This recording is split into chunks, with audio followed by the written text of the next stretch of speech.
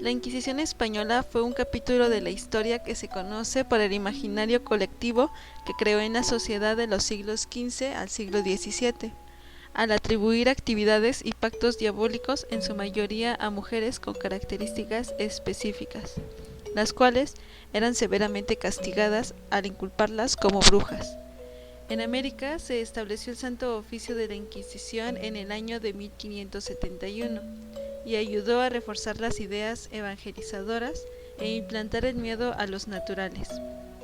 Sin embargo, existen diversos enfoques para estudiar la cacería de brujas y, más importante aún, la manera en que éstas se representan. Pero ¿qué tanto reflejan las representaciones cinematográficas a la Inquisición de la Nueva España?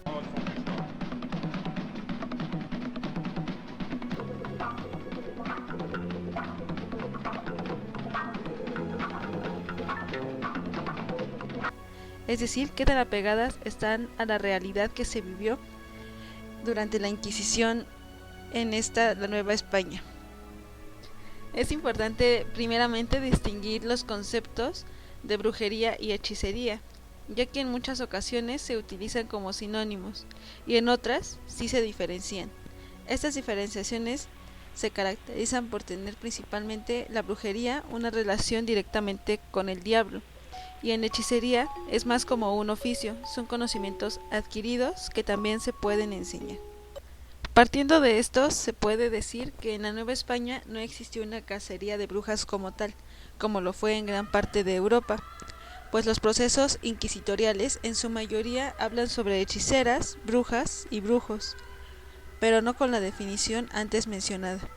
Estos procesos y testificaciones acusaban a las mujeres brujas y hechiceras de atentar contra la fuerza viril de un niño o de un vecino, de inhibir el deseo entre esposos, de chupar niños o enfermar a sus vecinos. Por otra parte, también podían curar esas enfermedades que provocaban, o bien unas externas. Sabiendo lo anterior, a continuación presentamos una testificación que tuvo lugar en la España de 1626. De Gaspar de Contreras contra Úrsula de Castro por hechicería. Jueves 29 de octubre de 1626. Gaspar de Contreras testifica que Úrsula de Castro le pidió que se casara, a lo que él no se encontraba en disposición, a lo que aconteció la amenaza por parte de ella, pues amenazó con que le pagaría muy caro. A los pocos días, Gaspar notó que en su cara le salió un grano, que dice él que le cubría todo el rostro, acrecentándole el mal, y al no encontrar cura con los doctores, acudió a suplicar a Úrsula que le curase. Ella lo mandó con un compadre suyo, el cual le daría agua y polvos para curarse. Este le cobró, mientras que su mal seguía empeorando. Pasando un año, Gaspar seguía teniendo el mismo problema. Sin embargo, en su testificación, él cuenta que Úrsula le mostró una piedra tallada, en la que se veía tallada a un hombre y a una mujer, pero que Gaspar dice que aunque la vio y la tocó, no pudo juzgar qué era. Jura fe de su testificación. Esta testificación la encontramos en el Archivo General de la Nación, en el ramo de Inquisición, es el expediente número 98. Y nos ofrece una descripción de acontecimientos narrados por quien fue víctima de la hechicería, en este caso Gaspar de Contreras. Empecemos analizando un poco más esa testificación. Los actos de hechicería están principalmente ligados a problemas amorosos, como es el caso anterior, pues los problemas en el rostro de Gaspar empiezan cuando él no acepta contraer matrimonio con Úrsula. El empleo de polvos y ungüentos es propio también de estos actos de hechicería, y podemos notar que también se involucra a un brujo o un hechicero. Sin embargo, él no es tachado como tal, pues al hacer referencia a que él va a mandarlo con su compadre Zamorano, sabemos que él también tiene estos conocimientos previos acerca de cómo curar males. Pero de dicho compadre no encontramos registro en el archivo. Casos que en comparación con lo sucedido en Europa hubiesen también inculpado a los cómplices, en este caso que sería el compadre. Pero bueno, no encontramos alguna testificación o algún proceso que relacione a este vecino de ambas partes.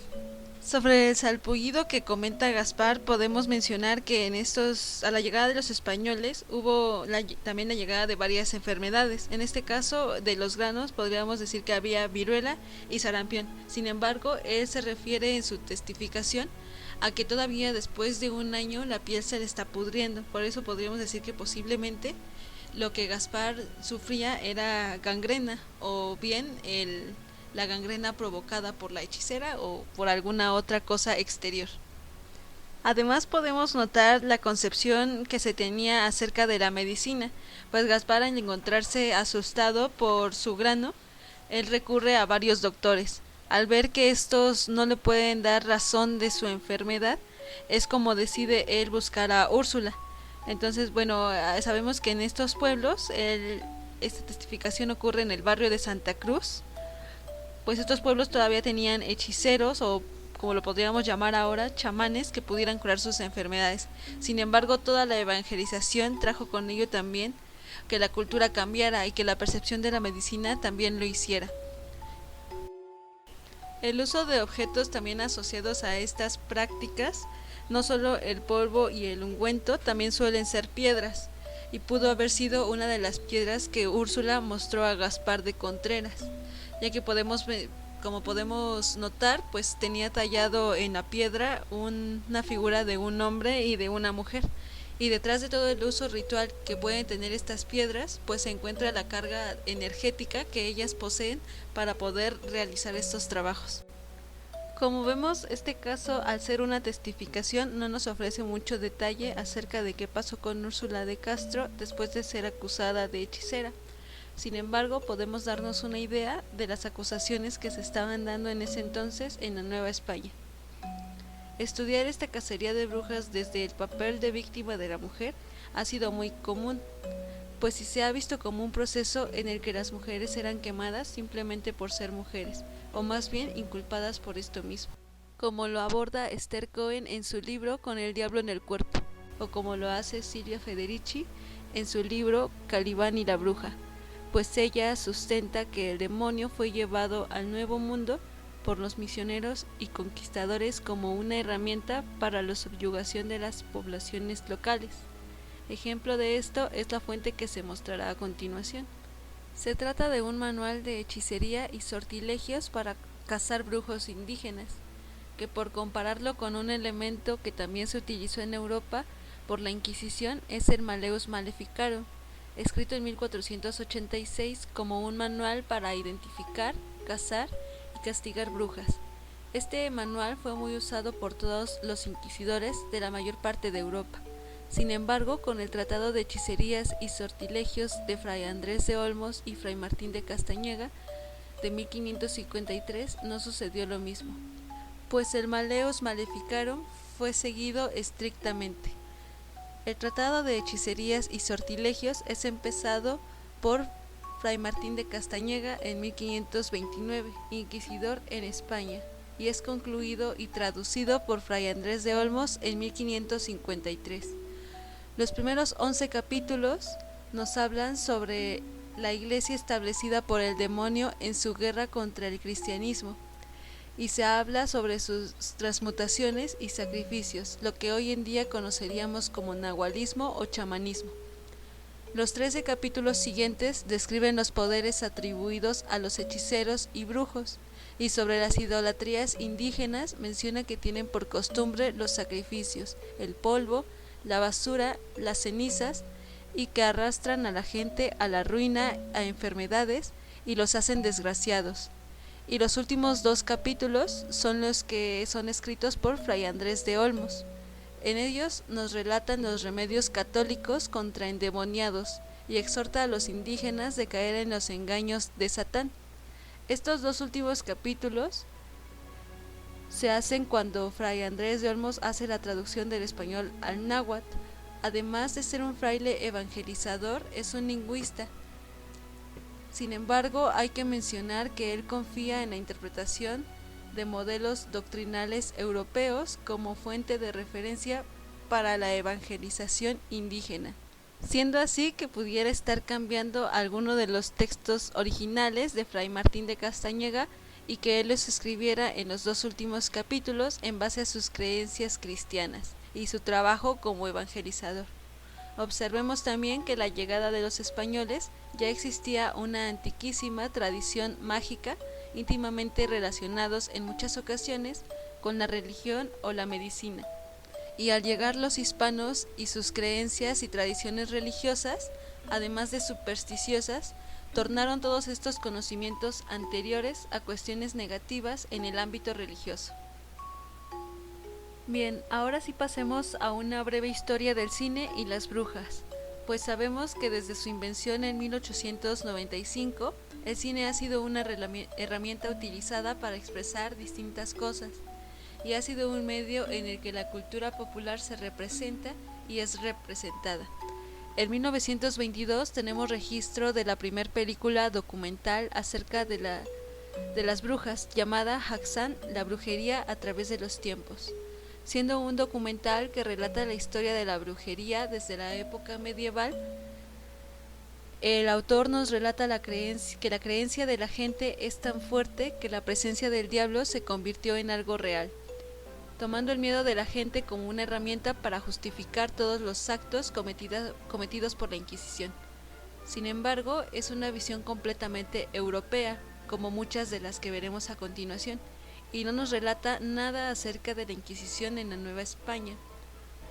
Haxan, además de ser la primera película acerca de las brujas, es también la primera que nos enseña una bruja volando. Después de esta representación cinematográfica vendrían muchas más, incluso hechas para un público en especial. Puede ser el caso de los cuentos para niños en los que también vemos apariciones de brujas, como es el caso de Blancanieves y los 7 enanitos, o en El Mago de Oz de 1939. Tenemos también otra película de Disney donde en este caso podemos ver hechiceras y se asocian además como hadas en el caso de la Bella Durmiente. Ahí podemos ver que no es una connotación negativa la que se le da a las hechiceras, como es el caso de algunas brujas o de algunas hechiceras en otras representaciones. Entre las más famosas tenemos también el proyecto de la bruja de Blair, influenciada también por escritos históricos acerca de la brujería. Y ya enfocado en lo que fue la Inquisición, tenemos películas como Los Demonios de 1973, donde podemos ver escenas de torturas, de brujas ardiendo, posesiones y escenas sexuales. En El Nombre de la Rosa de 1919, adaptación de la novela de Humberto Eco. En El Nombre de la Rosa tenemos también El Pozo y el Péndulo de 1991, situado en el siglo XV en la Inquisición española, donde también podemos ver escenas de torturas y personajes históricos como lo fue Tomás de Torquemada, inquisidor. En El Santo Oficio de 1974, una película con trama en persecución religiosa, donde nos muestran escenas de tortura, prisión, violación y hogueras. La Visión del Sabbat de 1988, un film italiano que nos muestra también parte de la visión que se tenía acerca de la brujería y de los llamados aquelarres. Esta lista de películas es muy extensa, sin embargo, en este podcast nos centraremos en una película que es la más actual hasta hoy en día y se llama Aquelarre. Esta película, filmada en el año 2020, es una película argentina del director Pablo Agüero, basado principalmente en el juez Rostegui, personaje histórico e inquisidor del País Vasco que mandó a más de 600 personas a la hoguera. La película se ubica en el año 1609, cercana en tiempo y geográficamente a la famosa Casa de las Brujas de Zugarramurdi. El caso se centra en el País Vasco, en donde 6 niñas son acusadas de participar en el Sabbat, un ritual en el que las brujas invocan y adoran a Lucifer. Esta acusación deriva de sus vecinos, quienes las habían visto reunirse a solas en el bosque. Son arrestadas y después de algunos días de interrogación y torturas, deciden darle vida a los hechos por los que las inculpan. Es así que recrean el tan deseado Sabbat. La película nos muestra una realidad, mujeres normales acusadas gracias al imaginario colectivo que se había creado en torno a ellas. No nos muestra en sí brujas volando, hechizando gente o chupando niños. Aunque es una película argentina, nos presenta hechos europeos, siendo que en el mismo país también hubo una Inquisición. Alonso de Salazar, personaje que es el encargado o uno de los principales que pone fin a la Inquisición española, al definir esto como mera ficción y no como una realidad por la cual poder castigar a las personas.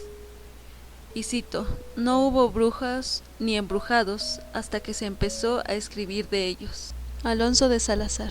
Ficticia en personajes, pero en un contexto histórico real, Aquelarre nos muestra una realidad más cercana a lo que en realidad se vivió, además de los castigos, toda la idea que se tenía en torno a las brujas. Según Consuelo Manquiabar, de 300 personas juzgadas, solo se condenó a 43 a la hoguera en la Nueva España. Detalla que 17 personas fueron ajusticiadas en el siglo XVI, 25 en el XVII y una en el XVIII. Los casos tardaban años en resolverse debido a diversas causas, entre ellas el sustento económico. En su mayoría los castigos eran azotes y trabajos comunitarios. La Inquisición fue también una forma de represión de la autonomía de los pueblos de la Nueva España en cuanto a la medicina y el papel activo de las parteras, a quienes también se les consideraban como hechiceras, además del solvento económico del que se beneficiaban al ser la familia de los acusados quienes se encargaban de los gastos de investigación del caso. Si bien la Inquisición existió en gran parte de Europa y América, no podemos generalizar su forma de operar ni mucho menos seguir perpetuando un estereotipo de las y los inculpados, pues una de las pocas películas que en realidad refleja un poco de la Inquisición en la Nueva España es una escena muy corta en la película Macario. Es por esto que necesitamos reivindicar la representación que hacemos incluso actualmente sobre estos casos históricos, como lo fue la cacería de brujas o tan solo la idea de brujos, hechiceros y hechiceras. Es muy cuerdo lo que respondes, Macario. Recuerda que si este tribunal te descubre mintiendo, sabrá extraerte la verdad por medio de la tortura. Yo lo juro, señor, que he dicho toda la verdad que puedo decir. ¿Cuándo empezaste a curar enfermos? Ya lo dije, señor. El primero fue mi hijo. ¿Cómo es que supiste curarlo? Pues, señor, andando en el monte se aprende lo que menos espera uno. Si fuéramos contigo al monte, ¿aprenderíamos a curar también? Pues dependería de sus mercedes y no de mí lo que aprendieran, señor. ¿Y no fue acaso el demonio quien te enseñó a curar, Macario? No, señor, como el demonio, no. Yo diría que fue más bien cosa de Dios nuestro Señor, y puede que hasta de la Santísima Virgen. ¿Y cómo sabes quién va a morir y quién no? ¿También aprendiste eso en el monte?